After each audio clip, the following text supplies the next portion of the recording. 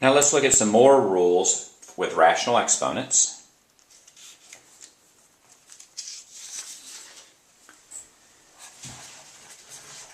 And one thing we know is that we have x6 over x2. Well, that x6 is x times x times x times x times x times x over x times x. And you can then start canceling out. So 2 of these here cancel with those 2 of these here, and you end up with x4 in the numerator. An easier way to do it than writing it out is just subtract x6 and x2. So if we have that with rational exponents, let's say we have 15 to the 3/4 over 15 to the 2/3, then that's 15 to the 3/4 minus 2/3. And then to subtract fractions, what you're going to need to do is you're going to need to go into have a common denominator. The common denominator between 4 and 3 is going to be 12. 4 times 3 is 12, so that's a 9. 3 times 12 is 4, so that's going to be an 8. Your final answer is going to be 15 to the 1/12. 1/12 is just the 12th root of 15, so either one of these answers will be perfectly acceptable. Another rule that we have with rational exponents and with exponents is the definition of a negative exponent. So before we had x to the minus third is equal to 1 over x to the third. So you could have a problem that was fairly complicated, such as 2x squared y to the minus third over, let's say, 6x y to the minus 2.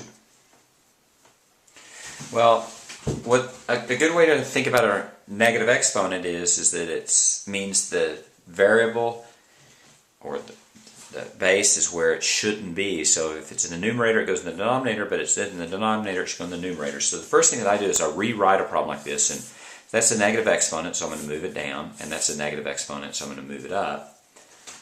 So you're going to have 2x squared, the y squared is going to come up. Then you're going to have 6x, and the y cubed is going to come down. So the first thing I do is I get rid of the negative exponent. It's called clearing the negative exponents, and then you just simply cancel. The 2 and the 6 cancel, that becomes a 3 and a 1. The x and x squared cancel, that becomes a x. And y2 and y3 cancel, you get a y on the bottom. You have to be really careful here to read. I think you're going to have an x here and a 3y.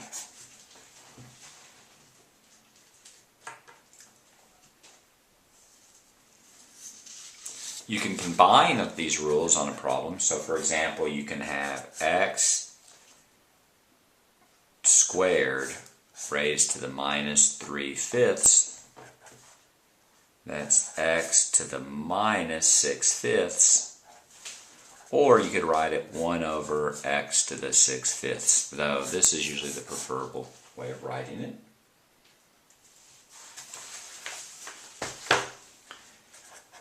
An example that you could have is you could have 7/3 over x to the 2/3 raised to the minus 2/5.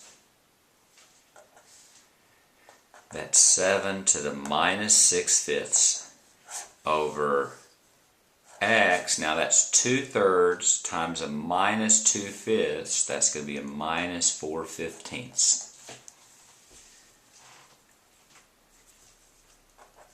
You rewrite this, and this is going to be x to the 4/15 over 7 to the 6/5. Or sometimes you write it so that they're both in the numerator, and then you would have 7 to the minus 6/5 x. Now the x goes from the denominator to the numerator, so the exponent is going to change sign, so that becomes a positive 4/15 either way.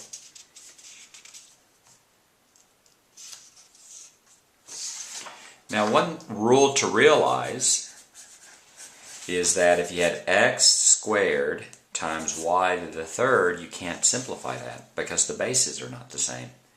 As opposed to x to the fourth times x to the sixth is simply x to the 10th.